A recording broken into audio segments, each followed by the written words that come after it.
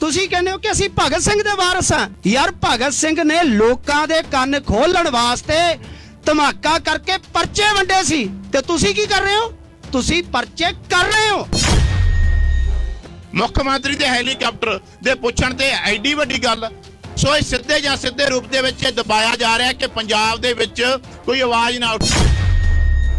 ਪੰਜਾਬ ਅਤੇ Chandigarh journalist union ਦੇ ਸੱਦੇ ਤੇ ਪੱਤਰਕਾਰਾਂ, ਆਰਟੀਆਈ ਕਾਰਕੁਨਾਂ ਅਤੇ ਸੋਸ਼ਲ ਮੀਡੀਆ ਕਾਰਕੁਨਾਂ ਖਿਲਾਫ ਲੁਧਿਆਣਾ ਸ਼ਹਿਰੀ ਸਾਈਬਰ ਕ੍ਰਾਈਮ ਪੁਲਿਸ ਵੱਲੋਂ ਦਰਜ ਕੇਸ ਦੇ ਰੋਸ ਵਜੋਂ ਅੰਮ੍ਰਿਤਸਰ ਇਕਾਈ ਵੱਲੋਂ ਕਸਬਾ ਰਈਆ ਦੇ ਫਿਰੂਮਾਨ ਚੌਂਕ ਅਤੇ ਕਸਬਾ ਮਹਿਤਾ ਵਿੱਚ ਪੰਜਾਬ ਸਰਕਾਰ ਦੇ ਪੁਤਲੇ ਫੂਕੇ ਗਏ। ਇਸ ਤੋਂ ਇੱਕ ਰਾਤ ਪਹਿਲਾਂ ਚੰਡੀਗੜ੍ਹ ਵਿੱਚ ਵੀ ਪੱਤਰਕਾਰਾਂ ਵੱਲੋਂ ਵਿਰੋਧ ਪ੍ਰਦਰਸ਼ਨ ਕੀਤਾ ਗਿਆ ਸੀ। ਇਸ ਮੌਕੇ ਸ਼੍ਰੋਮਣੀ ਅਕਾਲੀ ਦਲ ਬਾਦਲ, ਕਾਂਗਰਸ ਪਾਰਟੀ, ਵਾਰਿਸ ਪੰਜਾਬ ਦੇ, ਅਕਾਲੀ ਦਲ ਅੰਮ੍ਰਿਤਸਰ, ਬੀਜੇਪੀ, ਆਰਐਮਪੀ, ਕਿਸਾਨ ਮਜ਼ਦੂਰ ਸੰਘਰਸ਼ ਕਮੇਟੀ ਪੰਜਾਬ, ਡੀਟੀਐਫ, ਸੀਪੀਐਮ ਅਤੇ ਹੋਰ ਜਥੇਬੰਦੀਆਂ ਵੱਲੋਂ ਸ਼ਮੂਲੀਅਤ ਕਰਕੇ ਪੰਜਾਬ ਸਰਕਾਰ ਵਿਰੁੱਧ ਰੋਸ ਪ੍ਰਗਟ ਕੀਤਾ ਗਿਆ ਅਤੇ ਇਸ ਮੋਰਚੇ ਨੂੰ ਹਿਮਾਇਤ ਦਿੱਤੀ ਗਈ। ਪੰਜਾਬ ਅਤੇ ਚੰਡੀਗੜ੍ਹ ਜਰਨਲਿਸਟ ਯੂਨੀਅਨ ਦੇ ਆਰਗੇਨਾਈਜ਼ਰ ਸੈਕਟਰੀ ਦਵਿੰਦਰ ਸਿੰਘ ਭੰਗੂ, ਪ੍ਰਧਾਨ ਅੰਮ੍ਰਿਤਸਰ ਰਜਿੰਦਰ ਰਿਖੀ ਅਤੇ ਬਲਰਾਜ ਸਿੰਘ ਰਾਜਾ ਨੇ ਸੂਬਾ ਸਰਕਾਰ ਦੀ ਇਸ ਕਾਰਵਾਈ ਨੂੰ ਪ੍ਰੈਸ ਦੀ ਆਜ਼ਾਦੀ ਅਤੇ ਬੋਲਣ ਦੀ ਆਜ਼ਾਦੀ ਉੱਪਰ ਸਿੱਧਾ ਹਮਲਾ ਕਰਾਰ ਦਿੰਦੇ ਹੋਏ ਇਸ ਵਿਰੁੱਧ ਸੰਘਰਸ਼ ਦਾ ਸੱਦਾ ਦਿੱਤਾ। ਆਗੂਆਂ ਨੇ ਇਹ ਵੀ ਕਿਹਾ ਕਿ ਬਦਲਾਅ ਦਾ ਨਾਅਰਾ ਦੇ ਕੇ ਸੱਤਾ ਵਿੱਚ ਆਈ ਭਗਵੰਤ ਮਾਨ ਦੀ ਅਗਵਾਈ ਵਾਲੀ ਆਮ ਆਦਮੀ ਪਾਰਟੀ ਦੀ ਸਰਕਾਰ ਲੋਕਾਂ ਵੱਲੋਂ ਸਵਾਲ ਕਰਨ ਦੇ ਅਧਿਕਾਰ ਨੂੰ ਖਤਮ ਕਰਨ ਦੇ ਰਾਹ ਪੈ ਗਈ ਹੈ, ਜੋ ਕਿਸੇ ਸੂਰਤ ਵਿੱਚ ਬਰਦਾਸ਼ਤਯੋਗ ਨਹੀਂ ਹੈ। ਜੇ ਬੋਲਣ ਦੀ ਆਜ਼ਾਦੀ ਨਹੀਂ ਤਾਂ ਫਿਰ ਇੱਕ ਨਾਗਰਿਕ ਦਾ ਜਿਹੜਾ ਫੰਡਾਮੈਂਟਲ ਰਾਈਟ ਹੈ, ਜੋ ਬੋਲਣ ਦਾ ਅਧਿਕਾਰ ਹੈ, ਕੀ ਪੰਜਾਬ ਦੇ ਵਿੱਚ ਉਹ ਲਾਗੂ ਨਹੀਂ ਹੁੰਦਾ? ਔਰ ਸਭ ਤੋਂ ਵੱਡੀ ਗੱਲ ਇਹ ਹੈ ਕਿ ਇਸ ਵੇਲੇ ਪੰਜਾਬ ਦੀ ਧਰਤੀ ਤੇ ਜੋ ਵਾਪਰ ਰਿਹਾ ਉਹਦੇ ਵਿੱਚ ਸਭ ਤੋਂ ਪਹਿਲਾਂ ਇਹਨਾਂ ਨੇ ਨਿਸ਼ਾਨਾ ਬਣਾਇਆ ਕੁਝ ਆਪਣੇ ਪੋਲੀਟੀਕਲ ਜਿਹੜੇ ਇਹਨਾਂ ਦੇ ਵਿਰੋਧੀ ਸੀ, ਚਾਹੇ ਉਹਦੇ ਚ ਅਲਕਾ ਲੰਬਾ ਹੈ, ਚਾਹੇ ਉਹਦੇ ਚ ਨਵੀਨ ਜਿੰਦਲ ਹੈ, ਕੁਮਾਰ ਵਿਸ਼ਵਾਸ ਹੈ। ਉਸ ਤੋਂ ਬਾਅਦ ਫਿਰ ਕ੍ਰੈਕਡਾਊਨ ਹੁੰਦਾ ਅਮਰਤਪਾਲ ਸਿੰਘ ਹੋਰਾਂ ਤੇ, ਉਸ ਤੋਂ ਬਾਅਦ ਫਿਰ ਵਾਰੀ ਆਉਂਦੀ ਆ ਪੱਤਰਕਾਰਾਂ ਦੇ। ਔਰ ਪੱਤਰਕਾਰਾਂ ਤੇ ਜੋ ਇਹਨਾਂ ਨੇ ਕੀਤਾ, ਮੈਂ ਤੁਹਾਨੂੰ ਯਾਦ ਕਰਵਾ ਦਿਆਂ, ਸੁਖਨੇਬ ਸਿੱਧੂ ਨੂੰ ਗ੍ਰਿਫਤਾਰ ਕੀਤਾ, ਉਸ ਤੋਂ ਬਾਅਦ ਭਾਵਨਾ ਕਿਸ਼ੋਰ ਨੂੰ ਇਹਨਾਂ ਨੇ ਗ੍ਰਿਫਤਾਰ ਕਰਵਾਇਆ। ਭਾਵਨਾ ਕਿਸ਼ੋਰ ਨੂੰ ਰਾਤ ਨੂੰ ਹਾਈ ਕੋਰਟ ਨੇ ਰਿਲੀਜ਼ ਕਰਵਾਇਆ। ਉਸ ਤੋਂ ਬਾਅਦ ਅਗਲਾ ਕਦਮ ਰਜਿੰਦਰ ਤੱਗੜ ਨੂੰ ਅੰਦਰ ਸੁੱਟਿਆ ਇਹਨਾਂ ਨੇ।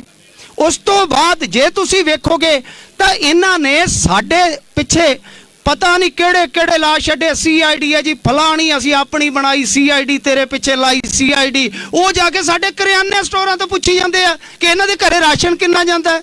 ਇਹ ਸਾਡੀਆਂ ਕਾਰਾਂ ਲੱਭਦੇ ਫਿਰਦੇ ਆ, ਇਹ ਪ੍ਰਾਪਰਟੀਆਂ ਲੱਭਦੇ ਫਿਰਦੇ ਆ।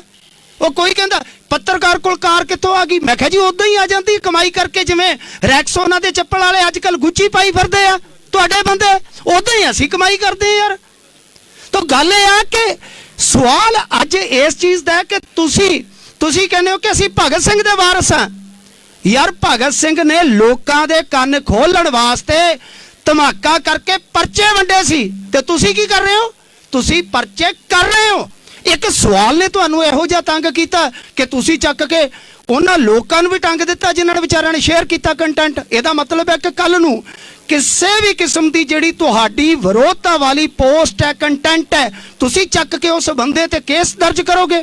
ਜੇ ਕੇਸ ਦਰਜ ਕਰੋਗੇ ਤਾਂ ਫਿਰ ਤਾਂ ਤੁਹਾਡੇ ਤੇ ਆਪਣੇ ਤੇ ਬਹੁਤ ਸਾਰੇ ਕੇਸ ਦਰਜ ਹੋ ਜਾਣੇ ਚਾਹੀਦੇ ਸੀ ਹੁਣ ਤੱਕ, ਕਿਉਂਕਿ ਤੁਸੀਂ ਹੈਲੀਕਾਪਟਰ ਤੋਂ ਲੈ ਕੇ ਲੀਡਰਾਂ ਦੀਆਂ ਲਾਲ ਬੱਤੀ ਵਾਲੀਆਂ ਕਾਰਾਂ ਤੱਕ ਬਹੁਤ ਸਵਾਲ ਕੀਤੇ ਆ। ਪਰਚਾ ਸਾਡੇ ਤੇ ਕੀ ਦਿੱਤਾ ਕਿ ਪੰਜਾਬ 'ਚ ਦੋ ਜਿਹੜੇ ਸਮੁਦਾਇ ਉਹਨਾਂ ਦੀ ਲੜਾਈ ਹੋ ਸਕਦੀ ਸੀ, ਦੋ ਜਿਹੜੀ ਆ ਕਹਿ ਸਕਦੇ ਆ ਕਿ ਦੰਗੇ ਭੜਕ ਸਕਦੇ ਸੀ, ਫੌਜਾਂ 'ਚ ਬਗਾਵਤ ਹੋ ਸਕਦੀ ਸੀ।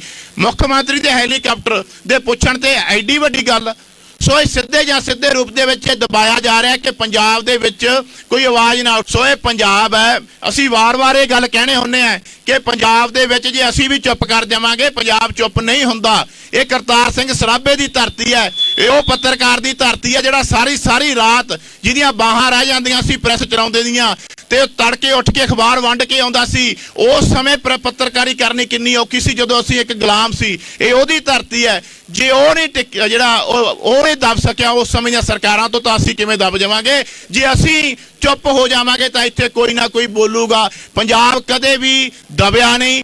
ਪਰ ਇਹ ਲੋਕਾਂ ਨੂੰ ਜ਼ਰੂਰ ਸਮਝ ਲੈਣਾ ਚਾਹੀਦਾ ਹੈ ਕਿ ਅਸੀਂ ਪੰਜਾਬ ਦੇ ਵਸਨੀਕ ਹਾਂ, ਅਸੀਂ ਪੰਜਾਬ ਦੇ ਰਾਖੇ ਹਾਂ, ਚੌਕੀਦਾਰ ਹਾਂ, ਪਹਿਰੇਦਾਰ ਹਾਂ। ਹਰ ਇੱਕ ਇਨਸਾਨ ਨੂੰ ਫਰਜ਼ ਹੁੰਦਾ ਹੈ ਕਿ ਆਪਣੇ ਘਰ ਦੀ ਰਾਖੀ ਕਰੇ।